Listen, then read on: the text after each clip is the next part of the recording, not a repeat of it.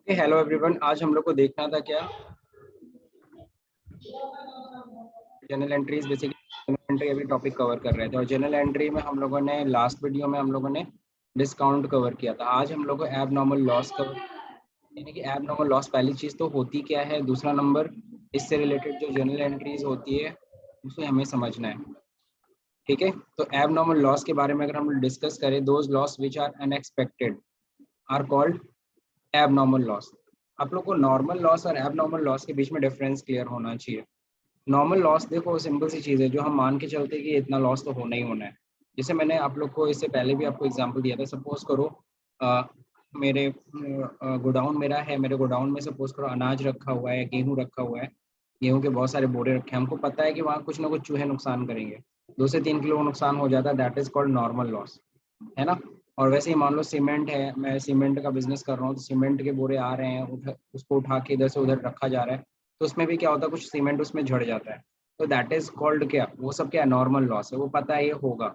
अगर तेल का टैंकर आ रहा है, तो हमको पता है तेल के टैंकर्स में क्या होता है कि कुछ ना कुछ तेल क्या हो जाता है, 1-2 लीटर रीस कर जाता है, दैट मीन्स वो लीक करता है। तो उतना हमको पता है वो लॉस होना है, that is called normal loss. जो चीज़ हमें पता होती है, एक्सपेक्टेड रहती है, उसे हम नॉर्मल लॉस कहते हैं। और जो लॉस अनएक्सपेक्टेड होती है, जस्ट लाइक टैंकर आ रहा था, उसका एक्सीडेंट हो गया, सारा तेल गिर गया, या फिर कह लो क्या, अगर क्या हुआ गोडाउन में आग लग गई, या फिर सपोज करो क्या, अगर जो क्या नाम है हम लोग का अभी जो डिस्कस किया था हमने, कि सपोज करो तेल कैन टैंकर के बाद मैंने क्या कौन सा एग्जांपल आप लोग को दिया था, हेलो, तेल टैंकर के बाद हमने उससे पहले कौन सा एग्जांपल दिया था? सीमेंट का। हाँ, सीमेंट का। अगर सपोज करो बारिश हो गई, सीमेंट भीग गया, सारे के सारे ठोस हो गए, तो बताइए क्या हो गया? तब तो भैया वो एब नॉर्मल लॉस है ना। इस तरह की चीज़ें अगर होती है, तो जाहिर सी बात है एब नॉर्मल लॉस हमें बहुत बड़ा झटका देता है। और इस झटके से बचने के लिए हम लोग एक हेल्प लेते हैं। पता है कौन सा हेल्प लेते हैं? किसी को पता है? ऐसे केस में हम लोग हेल्प लेते हैं इंश्योरेंस का। ओके, तो हम इंश्योरेंस कराते हैं इस तरह के लॉसेस से बचने के लिए। ठीक है ना, तो हम लोग लिख सकते हैं to prevent from these losses, okay, one can take insurance। Okay, तो ध्यान रखिएगा इस चीज़ का कि नॉर्मल लॉस का इंश्योरेंस नहीं होता है, लेकिन हाँ एब नॉर्मल लॉस का इंश्योरेंस होता है। ठीक है, to prevent from these losses, है ना, वन कैन टेक इंश्योरेंस। आप एक बिजनेसमैन क्या करता है, इंश्योरेंस ले लेता है। ठीक है, और अगर कल को उस तरह की कोई चीज़ हैपन होती है, कोई चीज़ अगर होता है, तो ऐसे केस में क्या करता है, वो क्लेम करके वहां से पैसा निकाल लेता है। ठीक है, तो ऐसे केस में एंट्री क्या होगी? एंट्री इंश्योरेंस लेने का नहीं है। इंश्योरेंस अगर आप लेते हो, ठीक है ना, तो इंश्योरेंस लेते हो तो एंट्री क्या होती है भाई, प्रीमियम आप जमा करोगे तो खर्चा insurance premium account debit to bank हो जाएगा या टू कैश हो जाएगा। तो उसकी एंट्री नहीं सीखनी है, हमें सीखनी है एंट्रीज किस चीज़ की, जब गुड्स लॉस हुआ। यानी यहाँ पे 3 चीज़ हमें सीखनी होंगी। लॉस, एबनॉर्मल लॉस की एंट्री हमें समझनी होगी, फिर इसके साथ साथ हमें सीखनी होगी, सब आपस में कनेक्टेड होते हैं। फिर हम लोग क्या करेंगे, इंश्योरेंस क्लेम की एंट्री हमें सीखनी है कि क्लेम करते हैं तो क्या एंट्री होती है। फिर हमें सीखनी है क्या, जब हमें क्लेम अमाउंट हमें मिलता है, ओके, रिसीव, तो क्या एंट्री होती है। तो ये हमें देखना पड़ेगा। तो चलिए सबसे पहले हम लोग डिस्कस करते हैं, एक एग्जांपल पहले डिस्कस कर लेते हैं। Suppose ₹1 lakh goods lost by fire, okay, and claim made on insurance company. Claim made किया हमने, इंश्योरेंस कंपनी के ऊपर क्लेम कर दिया, एंड रिसीव 80% क्लेम। और आपको कितना क्लेम मिला? 80%, 80% क्लेम क्या हो गया, आपको मिल गया। 80% क्लेम मतलब इन द सेंस हमने 1 लाख के गुड्स का बताया कि 1 लाख का नुकसान हो, बट कंपनी क्या करती है, कंपनी इंस्पेक्शन करती है, इंश्योरेंस कंपनी वो देखती है रियल में कितने का लॉस हुआ, वो देखती है कि करीबन 80,000 का लॉस ही हुआ। तो फाइनली उसने 80 यानी 80,000 रुपये ही पेमेंट किया। फाइनली मेरा अगर रियल में नुकसान कितने का हुआ, 20,000 का मेरे अकॉर्डिंगली। तो सबसे पहली एंट्री हम लोग समझेंगे किस चीज़ की, सबसे पहली एंट्री होगी जब एब नॉर्मल लॉस की एंट्री क्या होती है, ठीक है ना, लॉस बाय फायर। तो लॉस बाय फायर की एंट्री देखो क्या होगी, बहुत सिंपल सी एंट्री होती है। इसको हम लोग एबनॉर्मल लॉस लिख सकते हैं, एबनॉर्मल लॉस अकाउंट डेबिट। अच्छा कई लोग करते हैं loss by fire account debit भी लिख सकते हैं, वो भी चलेगा। बस ये होगा लॉस बाय फायर होगा तो loss by fire account debit, फिर लॉस बाय थेफ्ट होगा तो लॉस बाय थेफ्ट मतलब चोरी का दिखाओगे, तो अलग अलग अकाउंट खोलना पड़ेगा। इस तरह के लॉसेस को सीधे एबनॉर्मल लॉस एक कॉमन लेजर में चढ़ा दोगे तो ज़्यादा अच्छा है। अब कितने का लॉस हुआ है देखो, 1 लाख का, तो 1 लाख डेबिट हो गया। अब देखो हुआ क्या है, गुड्स गया है ना तुम्हारा, गुड्स लॉस्ट हुआ है ना। अब गुड्स बताओ कैसा था, खरीदा हुआ था कि बिका हुआ सामान था, जाहिर सी बात है खरीदा हुआ सामान था, तो फाइनली मेरी परचेज कॉस्ट का नुकसान हुआ। तो परचेज अकाउंट उतना परचेज मेरा क्रेडिट हो जाएगा। आप लोग को याद होगा परचेज एक्सपेंस होता है, डेबिट करोगे तो बढ़ेगा, क्रेडिट करोगे तो घटेगा। तो मेरा परचेज क्या हो गया, घट गया, मेरा गुड्स क्या हो गया, घट गया। कितने से, 1 लाख से। तो ये सिंपल सी एंट्री थी। नरेशन क्या लिखेंगे, being goods loss by fire, ठीक है ना। नीचे नरेशन में क्लियर कर दो एग्जैक्टली किस तरह का लॉस हुआ है, आग लगा है कि चोरी हुआ है। नाउ नेक्स्ट, अब देखिए सेकेंड एंट्री जरा समझिएगा,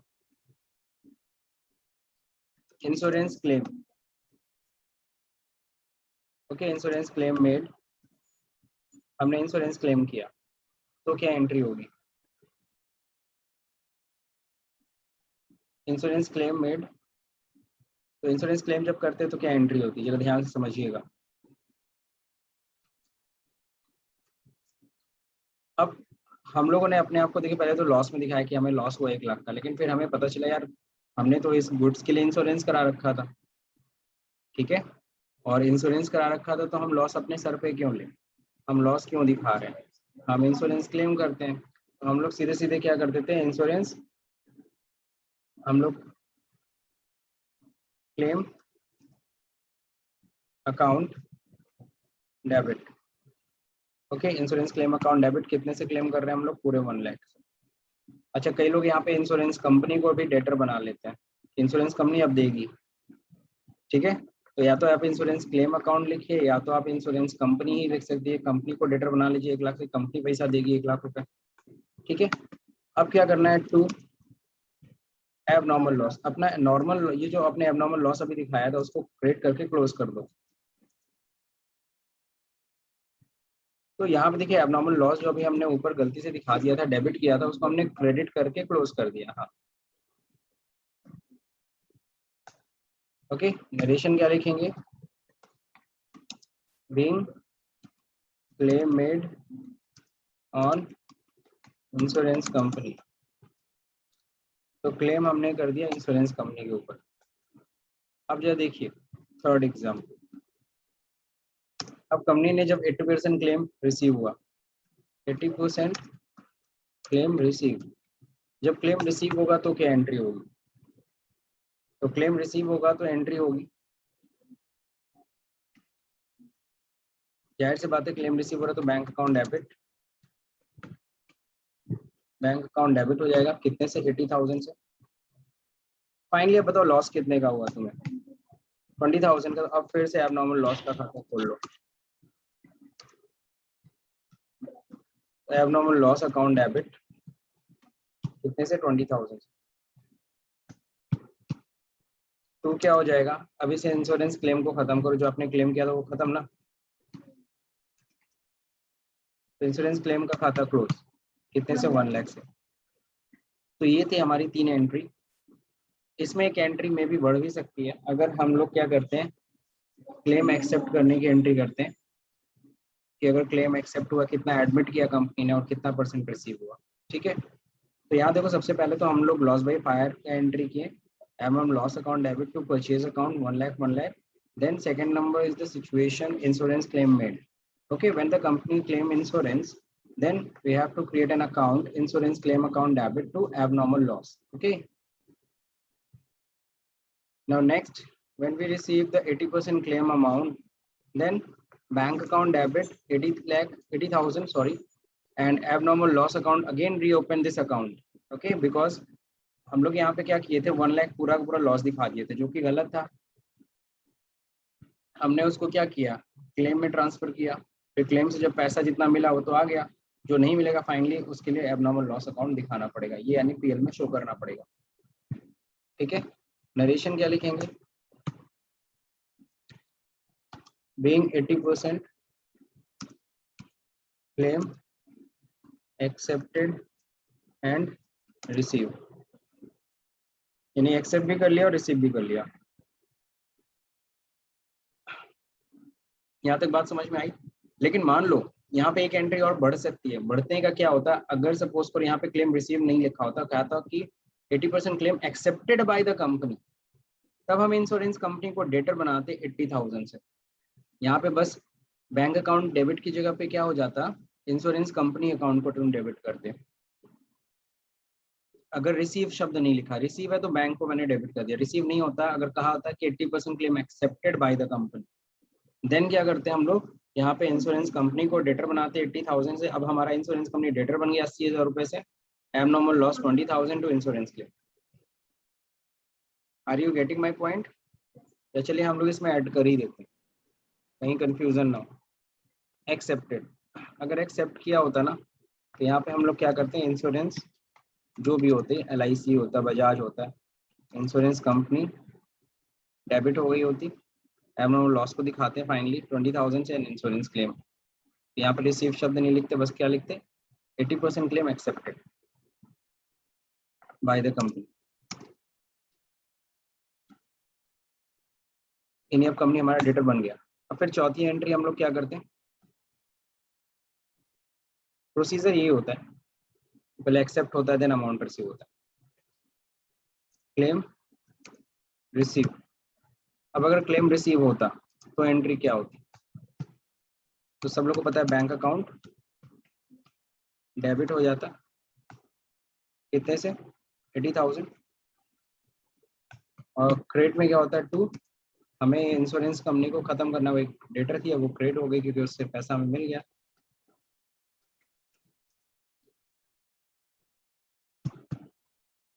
तो ये थी आपकी टोटल एंट्री। मेरे ख्याल से आप लोगों को समझ में आ गया होगा। समीक्षा, समझ में आया? Yes sir. Yes sir. Being claim receive, that's it. तो बस इतनी एंट्री थी, 4 एंट्री में मैंने आपको करके दिखाया मैक्सिमम। अब हम लोग ने देखो जो सिचुएशन लिया, वो सिचुएशन क्या लिया, जरा बात जरा समझना। हमने सिचुएशन ऐसा कुछ लिया है, मान लो लॉस हुआ 1 जनवरी को, 1 जनवरी को आग लगी, मैं फायर ब्रिगेड बुलाया, आग पे काबू पाया, फाइनली मुझे दिखा कि हाँ भाई इतना का तो, भाई 1 लाख का तो माल जल ही गया। तब मैंने उसके लिए क्या है, पहले तो जल गया, उसी को बुझाने में लग गया। फिर शाम को मैं क्या किया, अपने सर पे मैं हाथ रख के आराम से बैठा रहा कि कितना बड़ा नुकसान हो गया, तो बहुत दुखी हुआ, यानी वो पूरा दिन मेरा दुख में चला गया। फिर रात को जब सो रहा था तब याद आया मैंने तो इंश्योरेंस क्लेम किया था, तो चलो अब इंश्योरेंस कंपनी गया। तो 2 जनवरी को मैं गया कहाँ पे, इंश्योरेंस कंपनी के पास क्लेम करने के लिए, तब मैं ये एंट्री डालूंगा। ठीक है, फिर आपको पता है वहां से फिर एक इंस्पेक्टर आता है जो जांच करता है इंश्योरेंस कंपनी की तरफ से। उसने 5 तारीख को अपनी रिपोर्ट लगा दी, यानी 5 जनवरी को उसने फाइनली कहा कि आपका 80% क्लेम हम एक्सेप्ट कर रहे हैं। ओके, 5 जनवरी को फिर एक्सेप्ट हो गया। अब उसका पैसा आने में, चेक आने में टाइम लग गया। दैट मीन सपोज करो 8 तारीख को मिल गया मुझे पैसा, 8 तारीख को मुझे चेक मिल गया। तो ये मैंने इस सिचुएशन में मैंने एंट्री की है कि जब ये अलग अलग डेट में हो रही हो। लेकिन मैं सपोज करो सजग होता, मैं अगर दुखी नहीं होता उस दिन, मैं उसी दिन लॉस हुआ, उसी दिन मैंने सारी एक्टिविटी की होती, मैं उसी दिन इंश्योरेंस क्लेम कर दिया होता, तब यहाँ पे ये 2 एंट्री करने की जरूरत नहीं थी। बात समझे?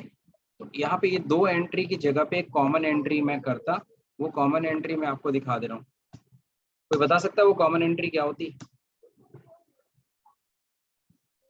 आप ये एबनॉर्मल लॉस दिखाते ही नहीं ना। आज भले आग लग गई तो आज अपने आप को लॉस पे दिखा, सीधे सीधे इंश्योरेंस कंपनी को क्लेम करते सीधे। तो insurance claim account debit to purchase account, entry ये होती, ठीक है ना। तो ये किस केस में है, मैं यहाँ पे केस भी बता दे रहा हूँ। If loss and claim on same day, समझ रहे हैं? क्योंकि याद होगा आप लोगों को पता है, मैंने बताया था कंपाउंड एंट्री करने के लिए दोनों चीजों का सेम डे में होना जरूरी है। एंट्री क्या होने की उस केस में? उस केस में एंट्री होती, हम एबनॉर्मल लॉस अकाउंट खोलते ही नहीं, इंश्योरेंस क्लेम अकाउंट डेबिट कर लेते सीधे 1 लाख से। टू क्या कर लेते, परचेज अकाउंट, उतने का परचेज मेरा close. Clear? Being goods lost by fire and claim made, तो ये दोनों साइमल्टेनियसली हमने एंट्री कर दी, दोनों को साथ में एंट्री कर दी। तो एक कंपाउंड एंट्री भी कर सकते थे, ठीक। बाकी आपको पता है क्लेम एक्सेप्ट होना, ठीक है ना, और रिसीव होना, अगर ये दोनों सेम डेट में हो गया तो उस केस में एंट्री क्या होगा, बस यहाँ इंश्योरेंस कंपनी की जगह पे सीधे बैंक हो जाएगा। आज ही क्लेम एक्सेप्ट हो गया और आज ही मेरे को पैसा भी आ गया, जो कि बहुत कम होता है ऐसा, है ना। तो उस केस में ये सिचुएशन बनेगी। तो मेरे ख्याल से आप सभी लोग को ये एबनॉर्मल लॉस वाला केस समझ में आ गया। मेन केसेस को समझो, रटने की कोशिश नहीं करिए आप लोग, दिक्कत होगी। ओके, आज हम लोग को एक और टॉपिक पढ़ना था जिसको हम लोग करेंगे क्या, इंसॉल्वेंट। ये वर्ड सबने सुना है कि नहीं सुना है? क्यों, ये वर्ड सबने सुना है इंसॉल्वेंट? इंसॉल्वेंट को हिंदी में कहते हैं दिवालिया, है ना।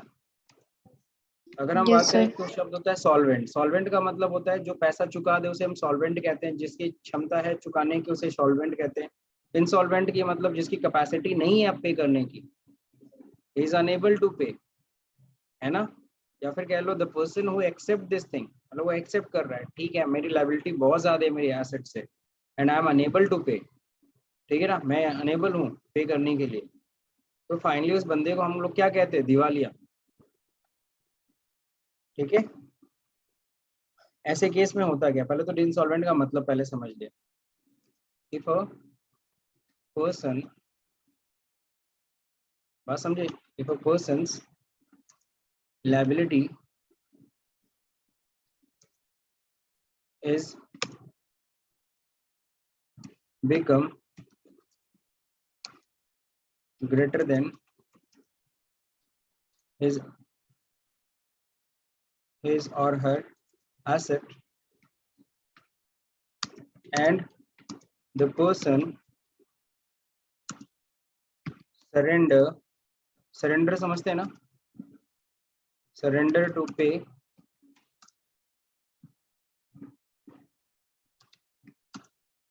this excess liability, then he is announced, he or she, sorry, जो भी, he or she is announced insolvent by the court। Clear है? इफ अ पर्सन्स लायबिलिटी, अगर तुम्हारी लायबिलिटी तुम्हारे एसेट से ज्यादा है, greater than his or her assets, and the person surrender to pay his excess liability, then he or she is announced insolvent by the court। ठीक है। अब दिवालिया का मतलब क्या होता है, अगर सपोज जैसे कि मैंने आपको बताया कि अगर मान लीजिए मेरे ऊपर लायबिलिटी बहुत ज्यादा है और मेरी एसेट्स से ज्यादा हो चुकी है, और एग्जैक्टली अब मेरे को कमाई का कोई साधन नहीं है, मेरे को नहीं लगता मैं कहीं से कमा के उसे चुका पाऊंगा, तो फाइनली मैं सरेंडर कर देता हूँ, मैं हाथ खड़े कर देता हूँ कि भैया मैं आप लोग लाइबिलिटीज का पेमेंट नहीं कर सकता, एक मूवी आप लोगों ने देखा होगा चुपके चुपके, उसमें शाहिद कपूर रहता है, बहुत उधार लिया रहता है और फाइनली इतना ज्यादा उधार होता है कि फाइनली वो चुका नहीं पाता है और जाके वो सुसाइड करता है ना। हालांकि उसमें ये बच जाता है और बाकी फिल्म तो बहुत अच्छी देखी होगी आप लोगों ने, बड़ा ही मजेदार मूवी है। समीक्षा याद है कि नहीं याद है? Yes, sir. याद है ना? ठीक है, रोटी के लिए आ रही Hmm. मांगता है कि आ रही दे दो, रोटी काटना है, मतलब कैसे खाएं इसको। तो राजपाल यादव भी उस मूवी में, बड़ा मजेदार मूवी है, अगर आपको मन करे तो एक बार और जरूर देख लीजिएगा, बड़ा अच्छा मूवी लगता है मुझे। तो इफ अ पर्सन लाइबिलिटी, तो वहां पे भी यही हुआ था, उसकी लाइबिलिटी इतनी ज्यादा हो गई थी कि फाइनली उसको क्लियर था कि हम नहीं पे कर पाएंगे, और फाइनली वो क्या करता है, वो तो जाता है खैर सुसाइड केस करने। यहाँ पे सुसाइड करने की जरूरत नहीं है, अगर आपकी लाइबिलिटी आपके एसेट से ज्यादा हो गई है तो आप क्या कर सकते हो, ठीक है ना, आप सरेंडर कर दिए कि भैया हम नहीं पे कर पाएंगे। देन आपको जाना है कोर्ट के पास और वहां पे आपको कहना है कि सर मेरी लाइबिलिटी मेरे एसेट से बहुत ज्यादा, unable I am unable to pay this liability. Surrender करने का मतलब क्या है, नहीं पे कर पाऊंगा सर, मेरी कैपेसिटी है ही नहीं, मेरी एबिलिटी है ही नहीं पे करने की। देन कोर्ट क्या करेगी, एक लिक्विडेटर अपॉइंट करेगी। लिक्विडेटर मतलब वही वकील होता है, लिक्विडेटर अपॉइंट करेगी। वो लिक्विडेटर क्या करेगा, आपके एसेट्स और लायबिलिटीज की जांच करेगा कि आप जो कह रहे हो सच है ना। वो फिर चेक करने के बाद, लिक्विडेटर चेक को करने के बाद देन फाइनली क्या करता है, वो कोर्ट को सारी डिटेल्स देता है। देन कोर्ट देखता है कि सच में इस बंदे के जो कह रहा है वो सही है, उसकी लायबिलिटी बहुत ज्यादा है और वो पे कर नहीं पाएगा फाइनली। देन वो क्या करता है, लिक्विडेटर सारे के सारे एसेट्स जो होता है उसको अपने हाथ में ले लेता है। उस ओनर की जो भी पर्सन है उसके सारे के सारे एसेट्स को अपने हाथ में ले लेगा और उस पर्सन को दिवालिया घोषित कर दिया जाएगा बाय द कोर्ट। अब कोर्ट ने घोषित कर दिया अगर आपको दिवालिया, तो फिर आपसे कोई भी लेनदार पैसे की डिमांड नहीं कर सकता। बात समझे? क्योंकि अब उनके पैसे का जो पेमेंट है वो कौन करेगा, वो लिक्विडेटर करेगा। ओके, तो कैसे करेगा, जो आपके एसेट्स पाया है उसी एसेट्स को नीलाम करेगा, ऑक्शन करेगा, उससे जो पैसे आएंगे उसी से लेनदारों को पेमेंट हो, जितना हो सकता है हो जाए। मान लीजिए मैंने भी आपको उधार दिया था और मेरा करीबन 4 लाख रुपए था और को लिक्विडेटर हमें कितना पेमेंट कर रहा है, 1,20,000 रुपये पेमेंट कर रहा है। मेरा मतलब 4 लाख जो मैंने उधारी दिया था मेरे को 1,20,000 रुपये ही मिल पाया। तो बाकी का मैं क्या सोचूं, बाकी का आप सोच जाइए कि आपका पैसा डूब गया। लेकिन आप बाकी बचे हुए पैसे के लिए आप उस पर्सन को परेशान नहीं कर सकते, आप उससे आप उससे पैसे की डिमांड नहीं कर सकते, अदरवाइज वो आपके खिलाफ FIR करा सकता है, because the person is become insolvent. तो मेरी ये स्टोरी सुन के ना आप लोग को बहुत अच्छा लग रहा होगा, सोच रहे होगे क्यों ना हम भी लोग ऐसे ही करते हैं, हम भी लोग उधार लेते हैं और फिर अपने आप को इंसॉल्वेंट घोषित करा लेंगे। क्यों, मजेदार है ना? फिर तो सामने वाला मुझसे मांग नहीं सकता, मांगेगा तो मैं उसके खिलाफ FIR करा दूंगा। क्यों समीक्षा, बढ़िया है? रितिका? सर लेकिन इसमें प्रॉब्लम है, किसी को पता है क्या प्रॉब्लम है? आप लोगों में से किसी को पता है कि क्या प्रॉब्लम भी है इंसॉल्वेंट के साथ? बाद में पेमेंट देना होता होगा। नहीं नहीं, आप नहीं भाई, आप इंसॉल्वेंट हो गए, समीक्षा मान लो तुम इंसॉल्वेंट हो गई, तो अब तुमसे कोई लेनदार पैसे की डिमांड नहीं कर सकता। अगर डिमांड करेगा तुम, you have a rights to make FIR, वो पकड़ा जाएगा जेल में। हाँ, बहुत सारे उसके साथ देखो प्रतिबंध लग जाते हैं। क्या प्रतिबंध लगता है, जरा ध्यान से सुनना। पहला नंबर, आप इंसॉल्वेंट हो गए, आप दोबारा कोई बिजनेस नहीं कर सकते।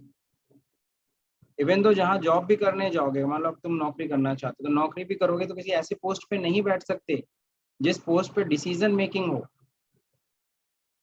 प्लस आपको पता है आपके जो फंडामेंटल राइट्स होते हैं, आप भारत में पैदा हुए हो तो आपको पता है कॉन्स्टिट्यूशन, आपका संविधान है, आपको बहुत सारे राइट्स देता है। मानवाधिकार सुना है कि नहीं सुना है?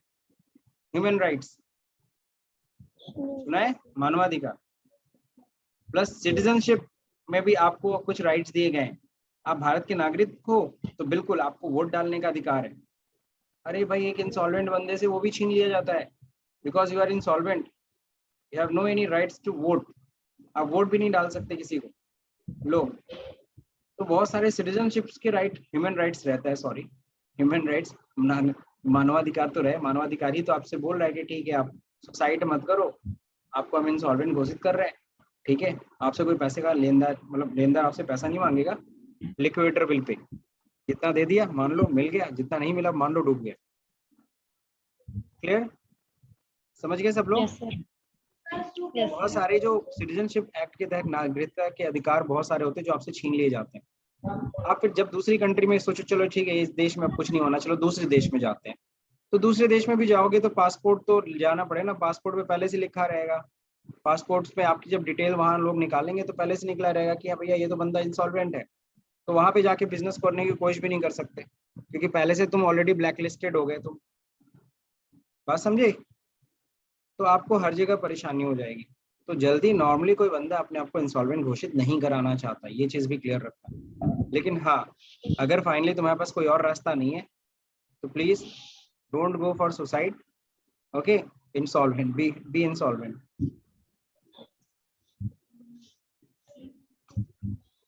बहुत सारे नुकसान होते हैं वो भी हम लोगों ने समझ लिया, तो इसीलिए। लेकिन चलिए फाइनली अब देख लेते हैं। खैर इंसॉल्वेंट तो खैर हम लोगों ने आगे का देख लिया, चलिए एक एग्जांपल लेते हैं इसको। जो पैसा डूब गया उसको हम लोग क्या कहते हैं? Bad debts. मान लेते हैं मिस्टर रोहित, ब्रैकेट में लिखते हैं, ये हमारा डेटर था, कितने रुपीस से? ₹50,000 सपोज, ओके। तो मिस्टर रोहित जो कि डेटर था ₹50,000 से इज बिकम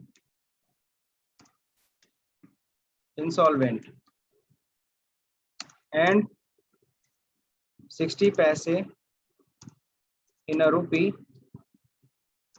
रिसीव। एग्जैक्टली इसका मतलब क्या है कि भाई देखो रोहित क्या हो गया, डेटर जो मेरा था वो क्या हो गया, इंसॉल्वेंट हो गया एंड 60 पैसे इन अ रूपी रिसीव, उससे क्या 1 रुपये में 60 पैसे ही रिसीव हो पाए। चलो ठीक है, तो 1 रुपये में 60 पैसा मिला, इसका मतलब 50,000 में कितना मिला होगा? 30,000 रुपये। तो अब एंट्री कैसे करेंगे? जितना पैसा आ रहा है बैंक या कैश से आ रहा होगा, अकाउंट क्या करो, डेबिट करो, बैंक या कैश दोनों में से कोई भी। कितने से डेबिट करना पड़ेगा? 30,000, 30,000 ही आ रहा है, 1 रुपये में 60 पैसा नहीं 60% आ रहा है। और फाइनली क्या हुआ, मेरा बैड डेब्ट्स हो गया, नुकसान हुआ सर। और आप सभी को पता है बैड डेब्ट्स हमारे नुकसान है, डेबिट करेंगे तो बैड डेब्ट्स अकाउंट क्या हो जाएगा, ये भी डेबिट होगा, कितने से? 20,000। फाइनली 20,000 रुपये मेरा डूब गया, बैलेंस नहीं दिखाएंगे और हम क्रेडिट करेंगे टू रोहित का खाता क्लोज कर देंगे, टू रोहित। रोहित का खाता जो डेटर था, यहाँ देखो डेटर था, डेबिट बैलेंस था, उसको हम क्रेडिट कर रहे हैं पूरे 50,000 से, खाता क्लोज। तो बस यही है नरेशन, being 60 पैसे in a rupee receive from, बस रिसीव बस लिखो, इतना समझ में आ जाएगा, ठीक है ना। तो ये सेंटेंस 60 पैसे इन रुपी, 40 पैसे इन रुपी, ये ज्यादातर इंसॉल्वेंसी या फिर बैड डेब्ट्स के केस में हम लोग यूज करते हैं, ठीक है। इंसॉल्वेंट का भी केस आप लोगों को क्लियर हो गया होगा, इंसॉल्वेंट में कहीं कोई दिक्कत नहीं ना? No sir. चलिए ठीक है। अब हम बात करेंगे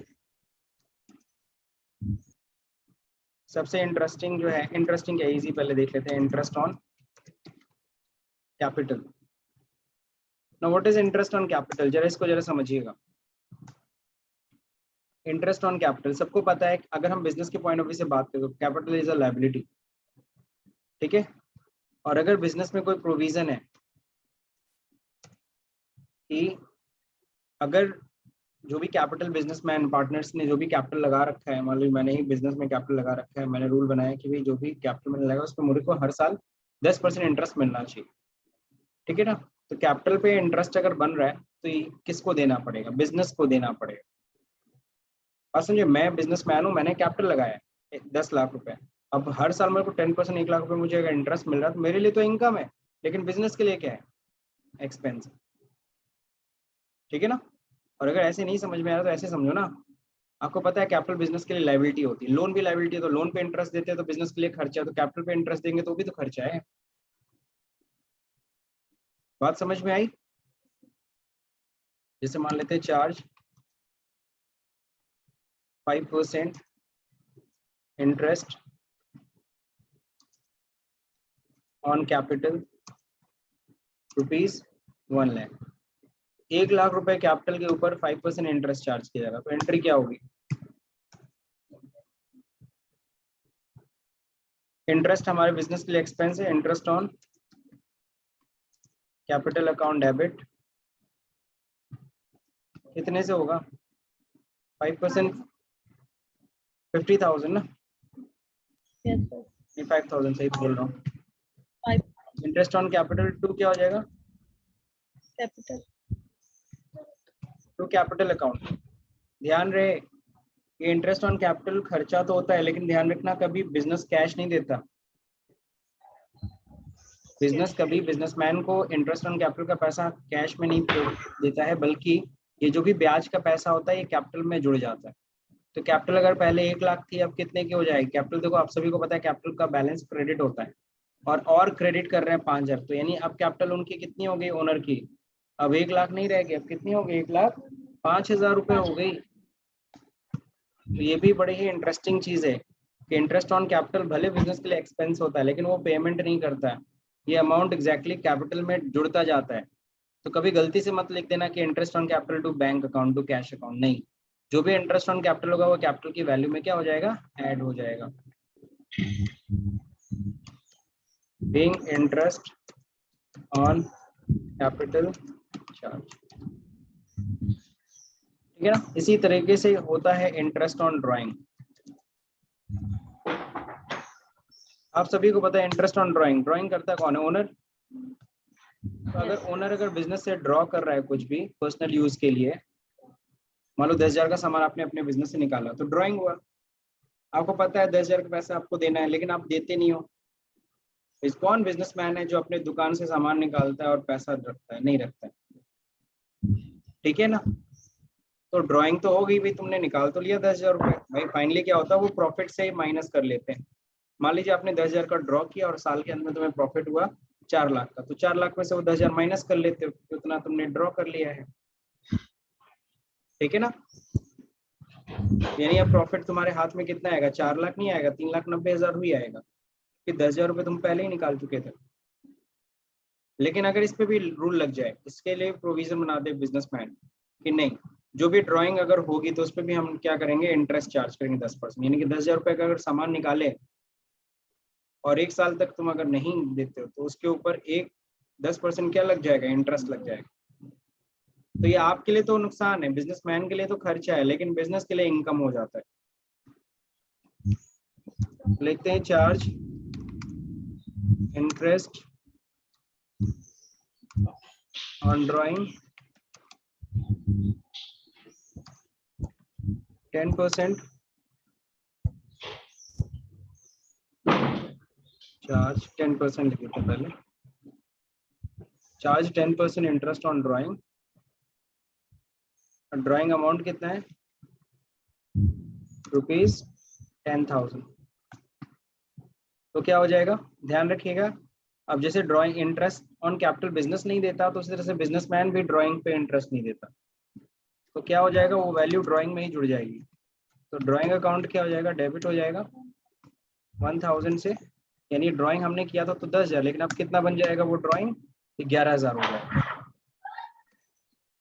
तो इंटरेस्ट, क्योंकि बिजनेस के लिए इंटरेस्ट ऑन ड्राइंग इनकम होती है,